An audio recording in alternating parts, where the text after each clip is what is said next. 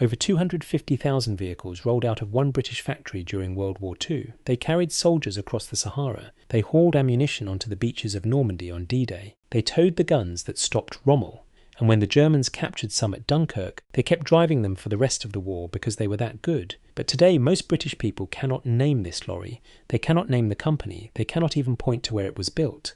This is the story of the Bedford Lorry, the vehicle that helped win the war, and the name that Britain quietly forgot, a town in Bedfordshire about 30 miles north of London. Today, most people know Luton for its airport, but for most of the 20th century, Luton was known for one thing: making lorries.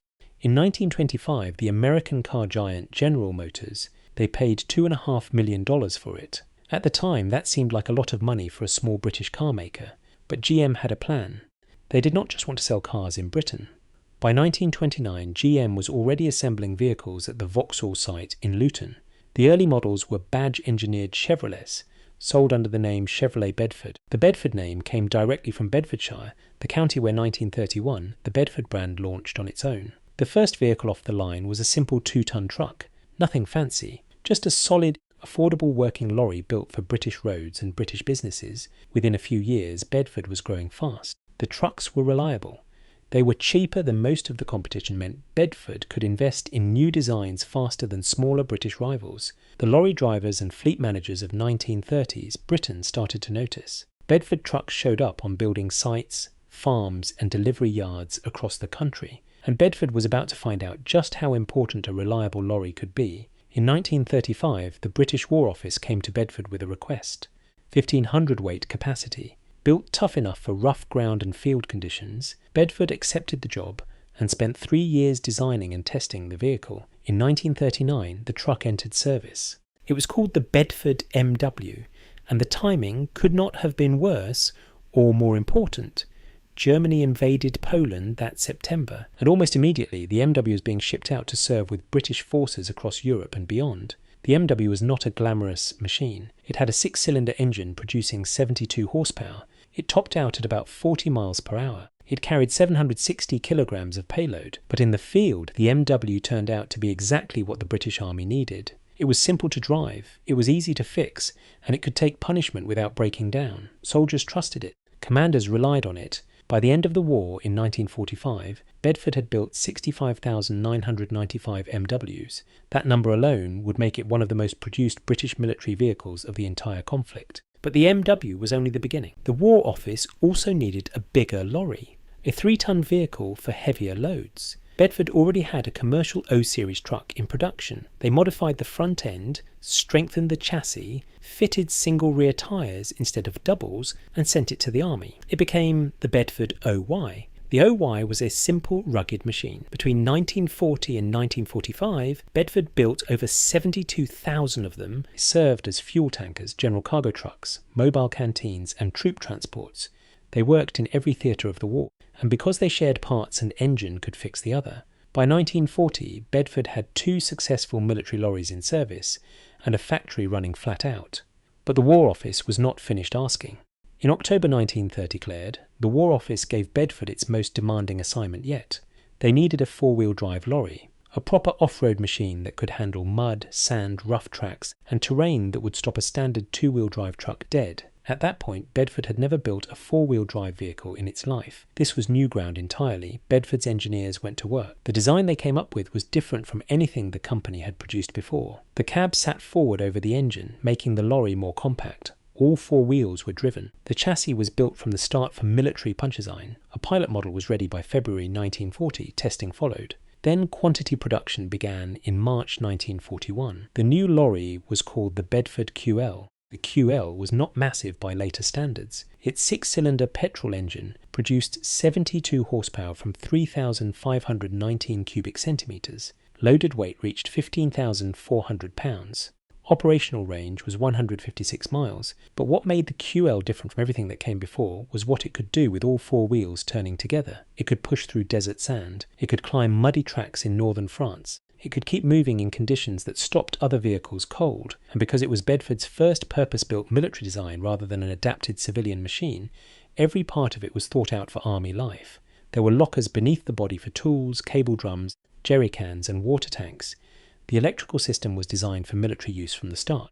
The whole thing was built to be maintained in a field. Bedford built 7 different versions of the QL to cover 7 different jobs. The QLD was the general service cargo truck, the most common version. The workhorse, soldiers called it the standard Bedford, with space for a driver and 11 passengers. Over 3,300 QLTs were produced between August 1941 and the end of the war. The QLB was the gun tractor, built specifically to tow the Bofors 40mm anti-aircraft gun. Around 5,500 of these were made. Every time British anti-aircraft batteries moved position, a QLB was probably pulling them. The QLR was the signals and wireless vehicle, fitted with a 660-watt auxiliary generator powered by a drive from the transfer case, radio suppression equipment throughout, and a tent erectable at the rear for communications work. The body shells came from coach builders including Duple, Lagonda, Mulliner and Tickford. These were, in practical terms, mobile command centres. The QLC served as fire engine,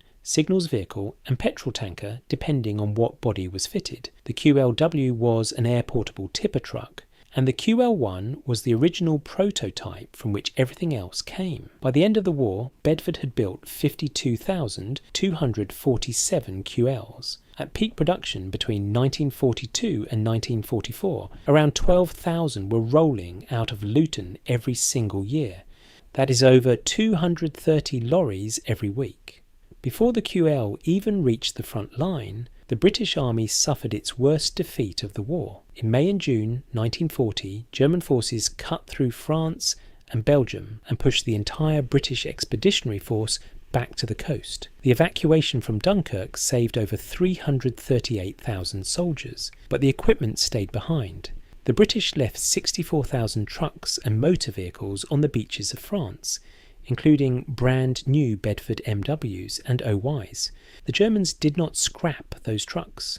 Wehrmacht drivers climbed into those Bedfords and kept driving them. Some were filmed still in service nearly 5 years after Dunkirk. The enemy used British lorries for the entire conflict because they simply could not get enough vehicles of their own. The Bedford was reliable enough to keep running under enemy ownership for years. That is a strange kind of tribute. The Bedford MW and OY went to North Africa, one of the hardest environments any vehicle ever worked in. The Western Desert was brutal, extreme heat, cold nights, and sand that worked into every moving part. The British 8th Army needed trucks that could survive all of that. Column after column of MWs rolled across the Libyan desert, moving men and supplies toward battles like El Alamein. Behind every tank, gun and soldier who fought there was a supply chain that moved mostly on Bedfords. When the Queen Lizzie QL series arrived in theatre, it added a new capability. The QLB towed Bofors guns over rougher ground than anything before it,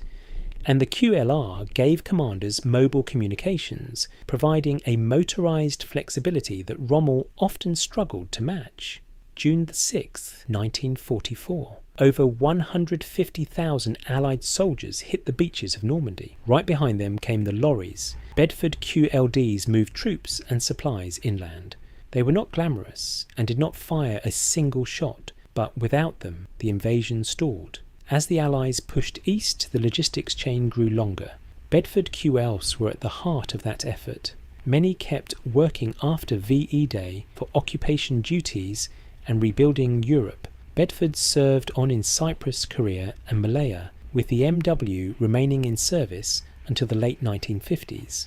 The full story of what Bedford and Vauxhall built in Luton goes even further. After Dunkirk, the British Army was left with around 100 outdated tanks. The government gave Vauxhall Motors 1 year to design and build a new heavy tank. From nothing, they did it. Vauxhall built 5,640 Churchill tanks. The same factory complex building lorries also manufactured steel helmets, rocket bodies and classified components for the world's first operational jet aircraft. Lorries, tanks, helmets, rocket parts, jet engine components, all from one town, all from one factory, and still almost no one knows the name. There is one Bedford story almost nobody tells.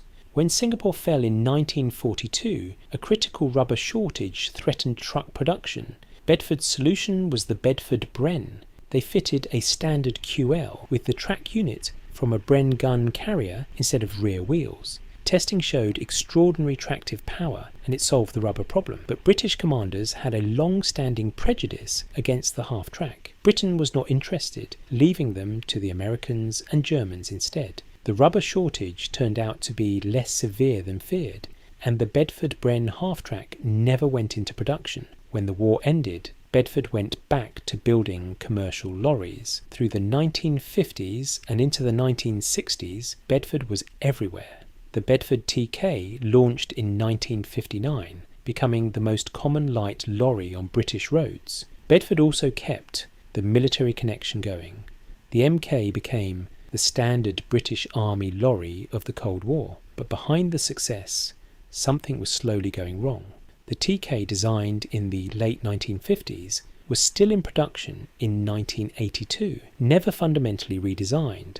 Competitors from Europe offered more modern cabs and better engines. Bedford was living off its reputation. General Motors lost patience, selling Bedford's heavy truck division to AWD Limited in 1987. By 1991, GM dropped the Bedford name completely. 60 years of history gone without a tribute. A WD kept building the old TJ for export, but in 1998, the final truck bearing any connection to the name was discontinued. The Bedford QL, nicknamed the Queen Lizzie, served from North Africa to Normandy, continuing through Korea and Malaya. When the Germans captured Bedford Lorries at Dunkirk, they did not scrap them, they drove them for years. That is the real measure of what Bedford built. Britain remembers its wartime Spitfires and Lancaster bombers, the hardware that fights. What it tends to forget is the hardware that moves, the lorries carrying the food,